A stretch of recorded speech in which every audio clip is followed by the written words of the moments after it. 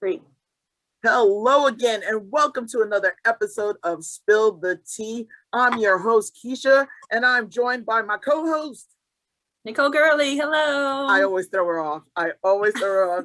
Nicole Gurley is with us. She has to put up with me all the time, but we do have a special guest today to continue our series of interviews with our top universities, and this one is always in demand. We are always getting asked questions about this school, and I'm so excited that we have Elizabeth Costello from the University of Central Florida here joining us today. Hello, Elizabeth. Hi, how are you both? It's great to be here. We are great. Thank you so much for joining us. Why don't you tell our audience a little bit about yourself? Sure, absolutely. Well, again, my name is Elizabeth Costello. I serve as the Director for Strategic Recruitment and External Relations here in the Undergraduate Admissions Office at the University of Central Florida. I've been here 21 years. I've been in the admissions office, so I have some history with the school. And I'm not a grad, but I feel like I am because I've spent almost, a good portion of my life here. It's a great institution, and I couldn't imagine being anywhere else. That's awesome. There's always such great love for UCF. Anybody that's associated, I absolutely love it. I didn't go to school there, but got mad love for UCF. Right? I know you gotta like UCF just has a place in a lot of people's hearts, and it's one of those places that kind of just gets into you, and it's a great place to be. Some great people here. Well, it's grown so much over the years. I've been in Central Florida for about 20 some odd years, and I've just seen it grow. I swear every time I come on campus, there's something new, a new building, a new street, something. Nitro is everywhere. So he is. Yes. You never know where he'll show up. Definitely. Tell us a little bit more about UCF. Give us a little general info. Sure, absolutely.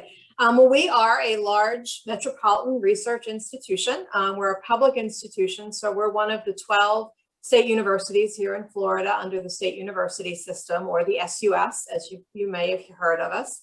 And we make up the public system. So we are all under one umbrella, but we're all 12 separate institutions. Obviously, we're here in Orlando, so we're the local institution. We are a relatively young institution. We were founded in 1963, and in the world of higher education, that's not very old. So we're little babies, yeah. But we've grown rapidly. We were founded as Florida Technological University back in the 60s because of our location and NASA and the Space Coast. We were built to basically help educate the area and folks who had families here that were coming to work at the Space Coast. So we were founded as a technological university because a lot of those families had a lot of interest in engineering and STEM and all of that because of that, of their work with the space program.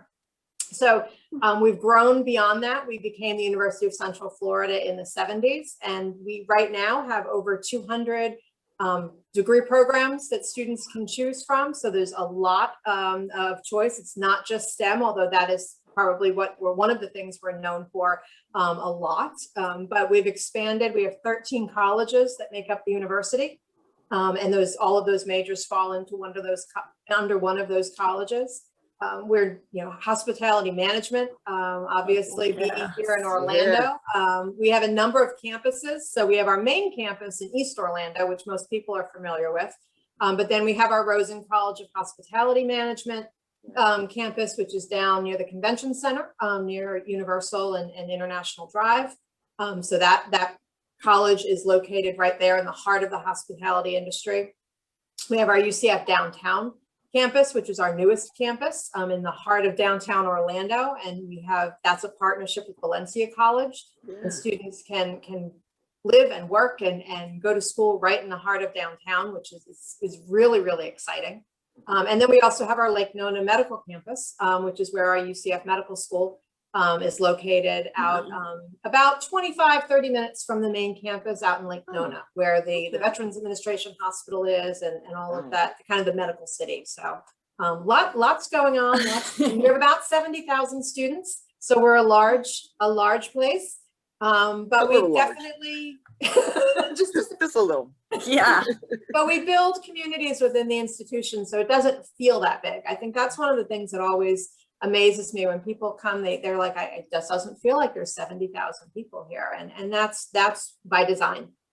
We build communities to make sure that students know where they can go to get help when they need it, and through academic advising and through their colleges and through their resident halls. And so it's not an overwhelming place. You know, it's big, but that provides a lot of opportunities, but there's also a lot of individual groupings and help that students can get. So it's hard to get lost. Wow. Is UCF still the second largest? Is that the second largest in the nation? We fluctuate, and we're always usually in the top 5, but we were 2 for quite a while, and then we keep going every year. We kind of flip back and forth, but we're typically in the top 5. Wow. Yeah. Crazy big. We're the largest in Florida, but Yes, not quite definitely. the largest in the country yet. Yeah. Wow. That's awesome. So one thing about UCF that a lot of kids who are like underclassmen don't realize is that UCF is on a rolling admissions for acceptance. So can you talk a little bit about what that means? Sure. When kids should be applying if it's rolling, kind of the background absolutely. on the admissions. Yeah, there's a lot of different ways that students can apply. You know, obviously rolling is one of them, and some schools have notification dates. So there's a lot of different options. I will focus on the rolling piece because that's what we do. Rolling basically means that we open up our application in late summer, usually sometime in August. We will start making decisions for the following year, usually around September 15th. And then we make decisions every day. Our admissions committee meets daily, and we roll out, hence the name, roll out decisions daily. We don't have a notification date where everybody gets their decision on the same day. So students, when they apply, once their application is complete, they can then get a decision, typically somewhere between 2 to 3 weeks after it's complete. It gets an initial review. Sometimes we may defer for additional information because it's early in the year in September. Maybe we'll ask for mid-year grades, or maybe we'll ask for updated academic credentials of some sort. But typically they'll get an initial review, and then their My UCF, which is their portal, will update. And we are admitting students throughout the spring. It is more competitive as you get later in the year because there's less spots available. We recommend September to November of the senior year is the optimal time to apply and get that application in. That is not just for admission purposes, but also for housing, and it's also for scholarships. Because although we are still admitting now, it's March, we're still admitting students for the upcoming school year. Our scholarship money is pretty much at this point depleted. So we'll start looking at scholarships and making those awards usually mid-November, and typically by the mid-January, our scholarship funding has been allocated. So that's why students want to get in the fall, get their admission in, so that they can get that optimal consideration for admission, housing, and scholarships. So one more time, students, by November, even though they're rolling, turn them in by November. Thanks. Absolutely. Seriously, thank you so much for talking about that, because you have so many kids. I had a senior just last week say, "Yeah, I'm applying to UCF." I go, "What UCF?" Yeah, I know. And we get applications now, and it is more competitive because we already have students that have been offered admission, and now we have fewer seats. Right. And so it's that fall of the senior year, even though there's not a deadline in fall. I mean, a lot of schools have a November 1 deadline. We do not, but it's still, they want to be looking at that time period for best consideration. Yes. But you do have a deadline for top 10 nights, right? That's special. We do. Yes, like absolutely. Yes. Do you want to talk a little bit about that, maybe? I do. Yeah, Top 10 Nights is an initiative we started a number of years ago, and it was really because we wanted to be able to really, acknowledge students that are in the top 10% of their class and have worked really hard. And maybe they don't have the test scores that typically are in our averages. Our averages are high. It's a competitive admission process. And we saw students that worked really hard and had really strong GPAs, but maybe they just didn't have that test score that made them competitive in the applicant pool. So we started Top 10 Nights.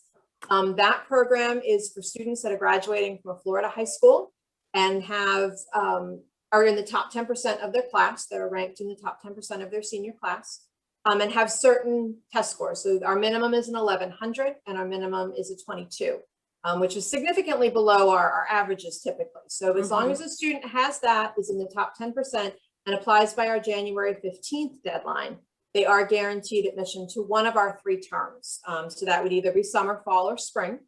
And that's a guarantee of admission to UCF if they meet those criteria, and they would be notified no later than March 1st. So that is a deadline, but it's not a program. Some people do confuse that and think that that is our overall deadline. You don't have to be a top 10 night to be offered admission to UCF.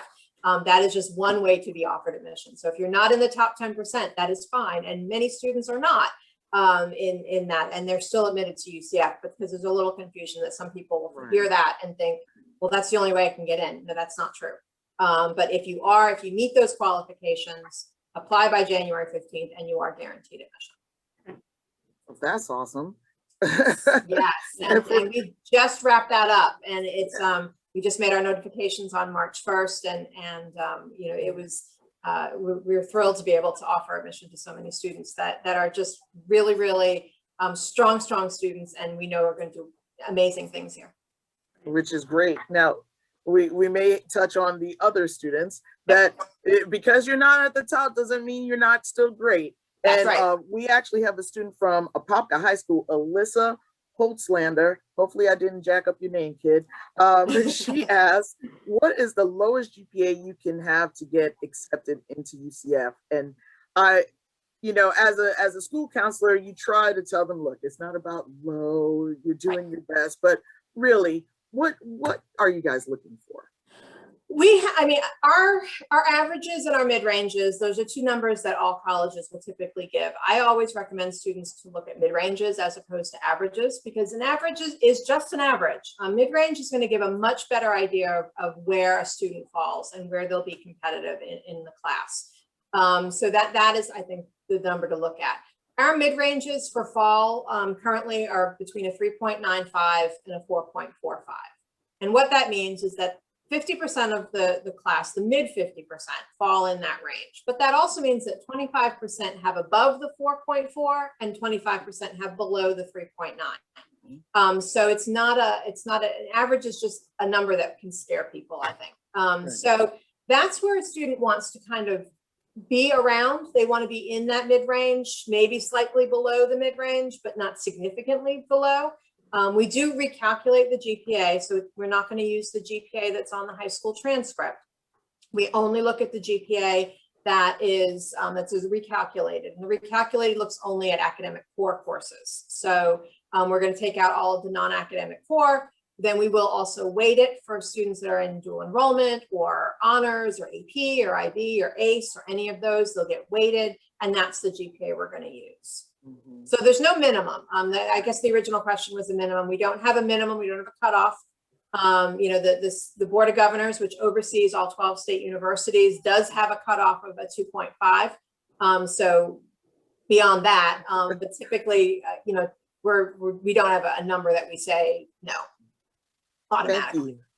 Thank you so much for saying that, because you know how it is. You know, your mom might tell you the same thing a million times, but you hear it from someone else. Yeah. Twice, and it might be okay. It's like, oh, it's amazing, the most amazing news. Elizabeth, you just gave the most amazing news. See, you guys know it. You just, you know, they have to hear it again, I guess, but they don't realize that you're the experts. We try. Yeah. You are. So with that though, so some of our state schools are more test score GPA focused, and some of them are more holistic focused, where they're looking at everything. Where does UCF fall in on that spectrum? We're looking at everything. We're building a community. That's what we're doing. I mean, our freshman class is about 7,000 students, but it's no different than if we had a freshman class of 500. We're still building a community within the university. We want people with all different talents and perspectives and everything coming to campus, because if everybody was just a GPA and a test score and weren't interested in anything else, this would be a really boring place. And college is very much academic, but you also learn a lot outside of academics. So we want to have people who are interested in theater and sports and student government and all of those things. So that's why it's important to put on the application all that information, include that. And a lot of times students forget it and think, you know, nobody really wants to see all of that. And we do. We want to see what they've done extracurricularly, because all the research shows if you're active in high school in certain things, probably you'll be active in college. And that's what we want on our campus. We want people who not just are going to class and back to their rooms and never talk to anybody. And we want people who do a lot of co-curricular things as well and get involved in academics, clubs and social clubs and sororities and fraternities and all those sorts of things that really make the college experience a learning experience. Yeah, great. So I would say it's very much focused on academics. You know, GPA and test scores, we want you to be successful. We want, you know, that has to be there, but we're also looking at those other pieces as well. Great. And so, yeah, UCF though made a big move this year by coming out with the Spark. Yes. So just so students need to be aware of this whole new process, the old process is sending transcripts to school. Yes. But then UCF came out with their new Spark. So do you want to touch a little bit on that? I would. The Spark, which is the self-provided academic record for nights. Oh, well done. Well good done. to know. That's what it means. We wanted to be able to offer the students the opportunity to provide their own academic record, which can, you know, take down some of the barriers of having to wait for a transcript to get here. And, you know, we get about 45,000 applications. All of those documents, it takes time to process. So this was a way that we wanted to move to allow students to do that. We developed our own Spark because it met the needs of what we need for our admission review. And we thought it was an easy process for students to be able to input their record. What they do is once they apply, they will then at that point complete their Spark. They'll get information on their My UCF how to do that. They'll get emails how to do that. And then they submit that, and the only thing that they have to have submitted other than that would be the test scores. They have to have either College Board or ACT send us their test scores. But other than that, we'll take everything. And then at the end of the process, we only want the transcripts from those students who are enrolling here. So once you've been offered admission and you've chosen to attend UCF, you have to get your official transcript because we have to verify that all that information you provided was correct.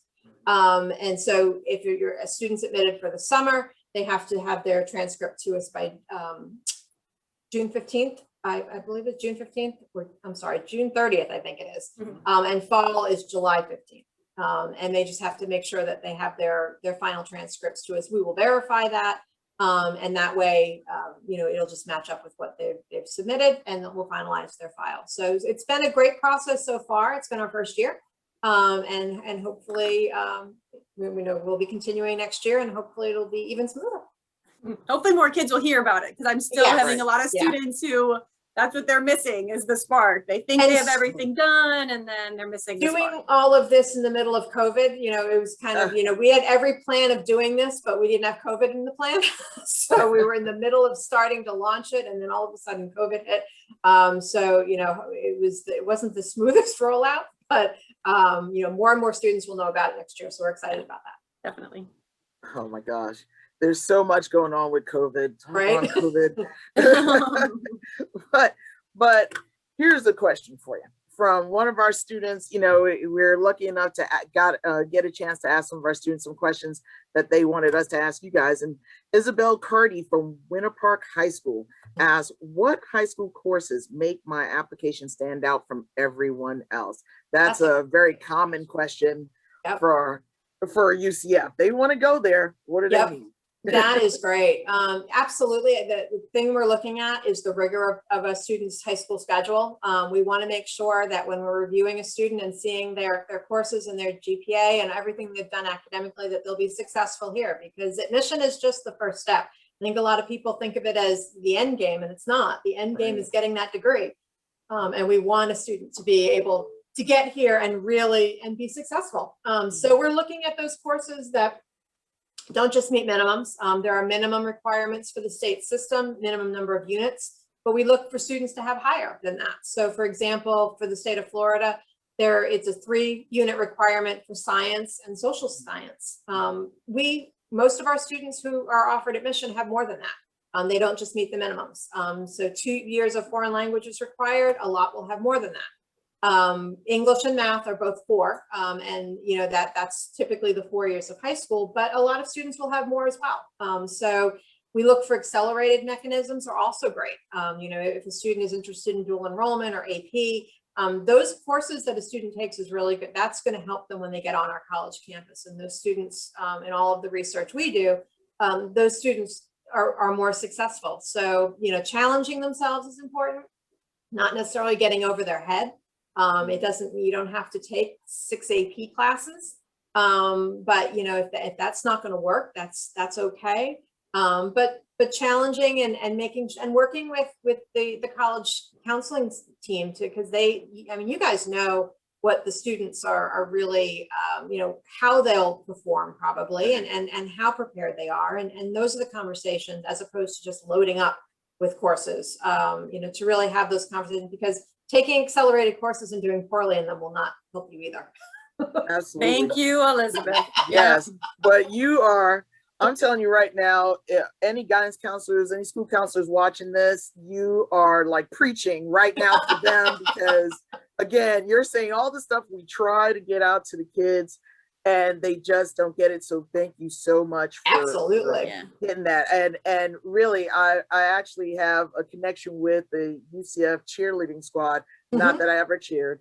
But for years I've known their coach Linda Gooch. Linda, yeah. You know, for years, and there's always been a love for not only UCF but just bringing the spirit to the school. And she was like, you know, it's not just about the athletic abilities, their academic background, it has to be strong too.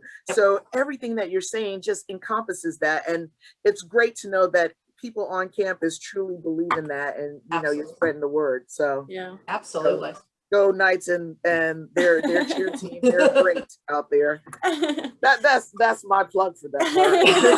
They're great. They are amazing. They are amazing. So for those who can't get into UCF with this really high GPA, you know, they struggled a little bit in high school. We usually recommend, you know, starting at Valencia or Seminole State maybe, and then doing the Direct Connect program, correct? So they can do their 2 years at Valencia and then transfer to UCF? Yep, absolutely. Direct Connect is a phenomenal program. It's one of the first in the country to have the kind of articulation agreement we have with our state college partners. And it's being modeled all over the country. And we're very, very proud of it. And basically, in a nutshell, Direct Connect is 6 institutions plus UCF. So Valencia and Seminole are local, but there's also 4 others. And students who earn their AA degree or their Associate of Arts degree from one of those 6 institutions, they are guaranteed admission to UCF. So as a junior, they'll come in with all of their general education met, and they will be treated as native students. So if they're looking at a program, a limited access program that has an additional application process like nursing or journalism or any of those programs, they're looked at like they would had started at UCF initially, you know, as an incoming freshman. So that is a great benefit. We have staff on many of the campuses that are part of Direct Connect, advising staff.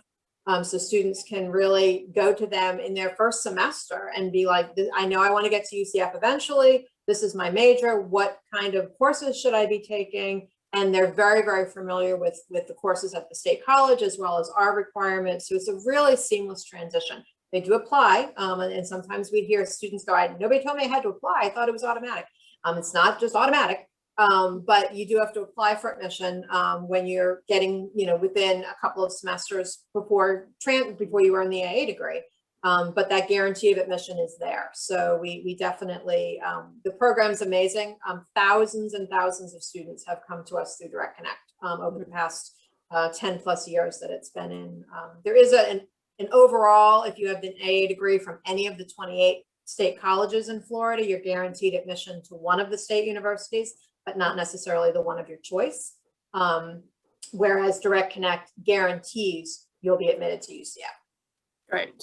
So not into a program necessarily, but at least into UCF, and then you might have to apply separately into a program. Yes, if the program is limited access, which you can find out pretty easily by doing a search on our website, there are programs like film and nursing and journalism that have other additional application processes or audition processes in the case of like music or theater. So there may be those, but admission through my office and undergraduate admissions is admission to the university as a whole, not to a particular program. So that's something that they need to do additional research on if there's a separate application to a program. Awesome. Yeah. Well, speaking of programs, you have so many first generation students and of course freshmen. Are there any special programs for those students?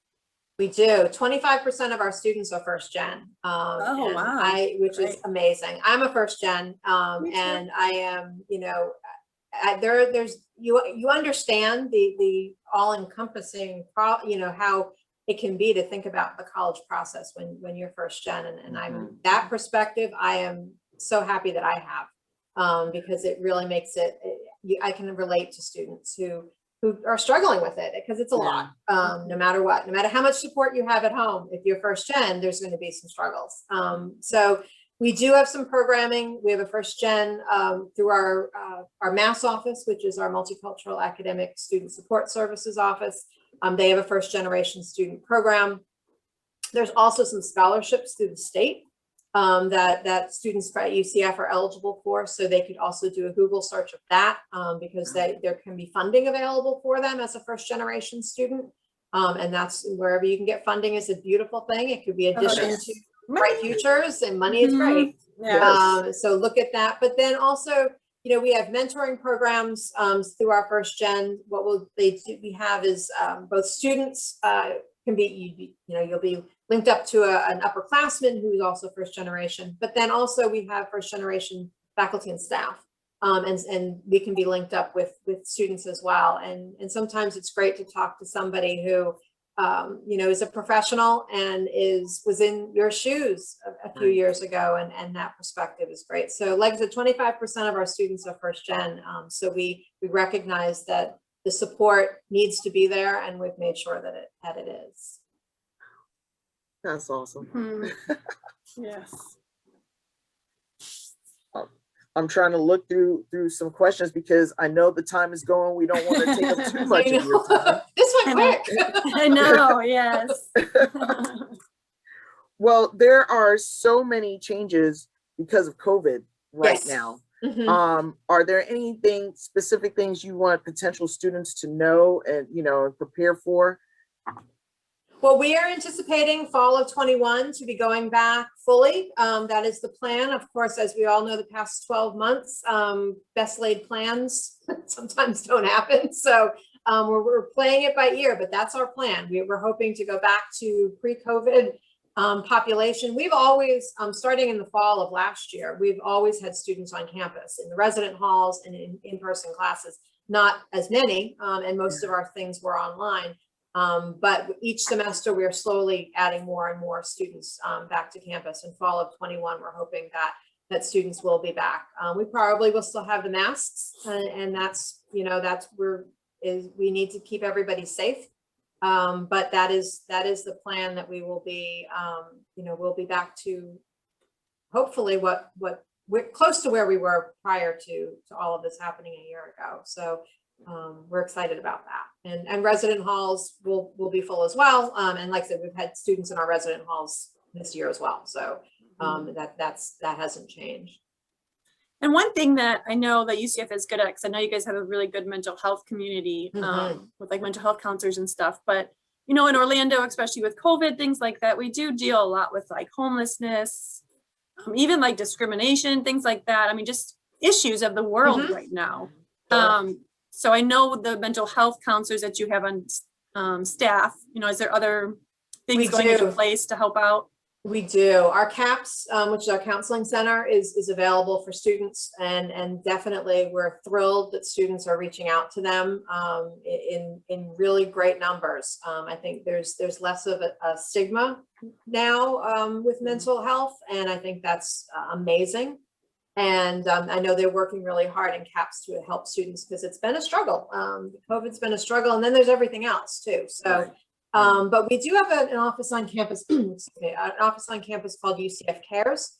And that is the umbrella program for all students that need assistance. So if a student has an issue that they're not sure where to go, and it can be any issue, you know, homelessness or, you know, mental health or anything that they're just not sure, where do I get help for this? UCF Cares is where they go. And then we have staff there that are able, they know all the resources on campus and they can get the student where they need to be to get assistance that they need, because there's services out there for students and for all sorts of things. And that's the struggle we have, is that students are sitting in their rooms or their apartments and they may have things going on and they just don't know where to go for help. But UCF Cares is the place, and they really are, they work extremely hard to make sure that students know what they need to do. Our UCF police are available as well. I mean, you know, that there's all sorts of, you know, we want to make sure that students feel safe at all points in time, and our UCF police are always available for students on campus. And so those two areas are definitely where we go, because we want students to you know, feel safe on campus and be really connected to what they need when they need it. Yeah, so important. Elizabeth, this has been great. I mean, seriously, you've touched on so many things, and like I said, so many subjects that as high school counselors, you know, we try to touch on. As parents, you know, we get questions about UCF all the time, and of course, we want to support the Knights as much as we can as well. Excellent. Anytime I'm there. Thank you so much. Bye. Thank you. Thank you.